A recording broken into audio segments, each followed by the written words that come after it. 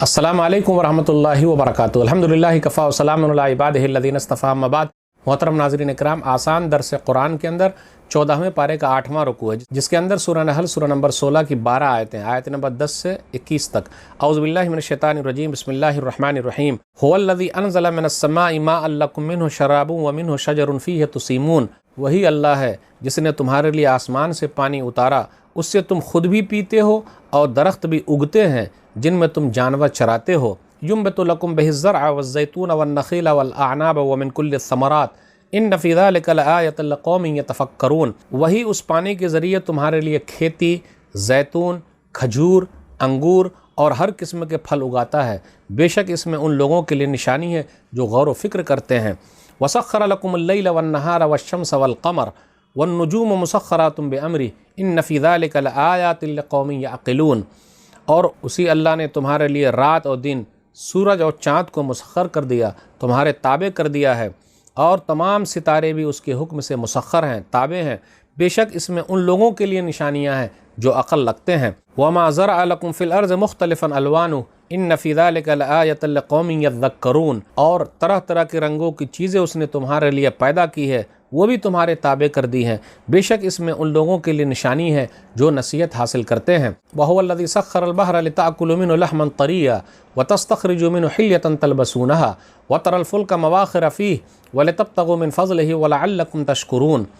और वही अल्लाह है जिसने समुंदर को तुम्हारे ताबे कर दिया, मुसख़्ख़र कर दिया, ताकि तुम उससे तरोताज़ा गोश्त खाओ, यानी मछली खाओ, और उससे ज़ेवर निकालो जिसे तुम पहनते हो। और आप कश्तियों को देखते हैं कि पानी को चीरते हुए चलती है, जहाज़ पानी को चीरते हुए चल रहे हैं, और ताकि तुम उसका फ़ज़ल तलाश करो और ताकि तुम शुक्र अदा करो। व अलक़ा फ़िल अर्ज़ि रवासी अन तमीद बिकुम व अनहारा व सुबुलन लअल्लकुम तहतदून।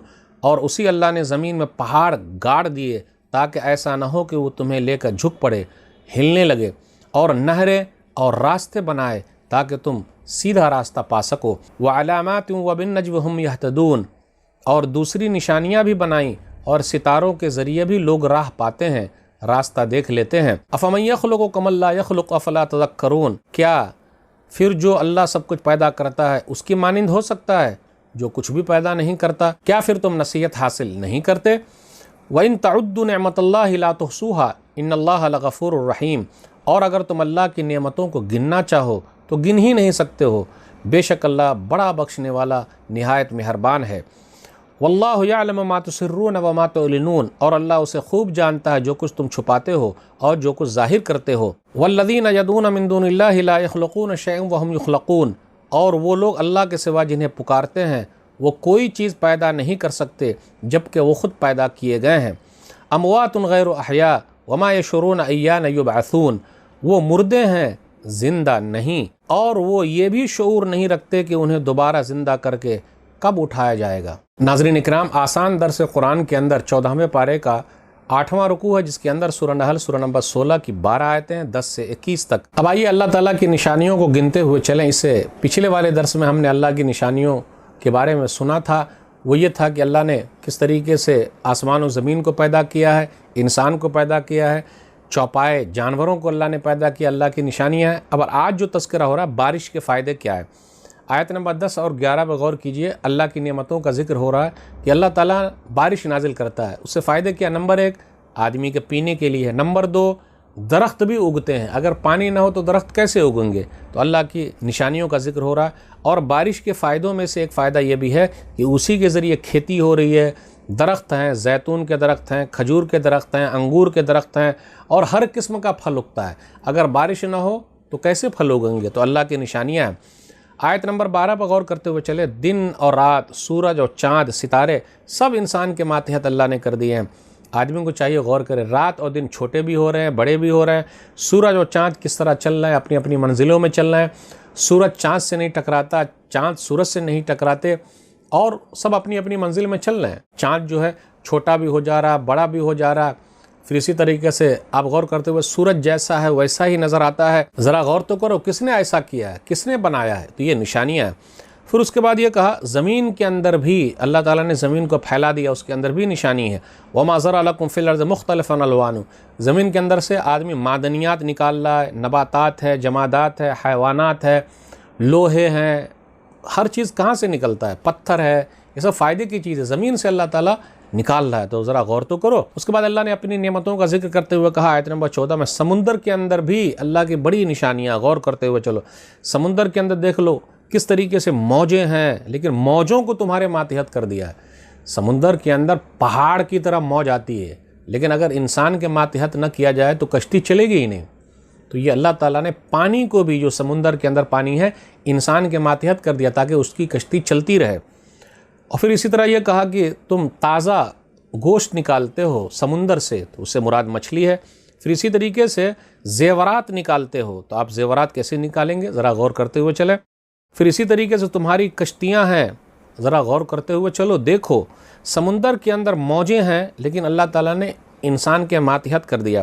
فائدے کیسے ہے؟ مچھلی کی شکل میں فائدہ ہے۔ دوسرا فائدہ کیا؟ موتی ہے، سیپی ہے، پھر اسی طرح جواہر نکلتے ہیں، جواہرات، ہیرے موتی جواہرات، یہ سب سمندر ہی سے نکلتے ہیں، تو انسان کے لیے زیور کے طور پر استعمال ہو رہا ہے۔ پھر اسی طرح کشتیاں ہیں، جہاز چلتے ہیں، ایک ملک سے دوسرے ملک جہاز جا رہے ہیں، پہاڑ کی طرح جہاز ہیں، پہنچ رہے ہیں، جا رہے ہیں۔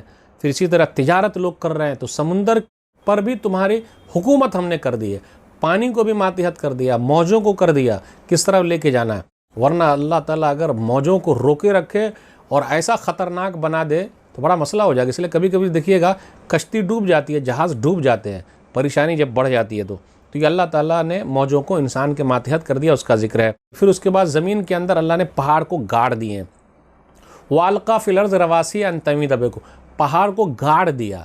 یہ کیل ہے نا، کیل، جو کیل کو ٹھوکتے ہیں تو آدھی کیل اندر آدھی کیل اوپر، تو پہاڑ بھی کیل کی طرح ٹھوکا ہوا ہے۔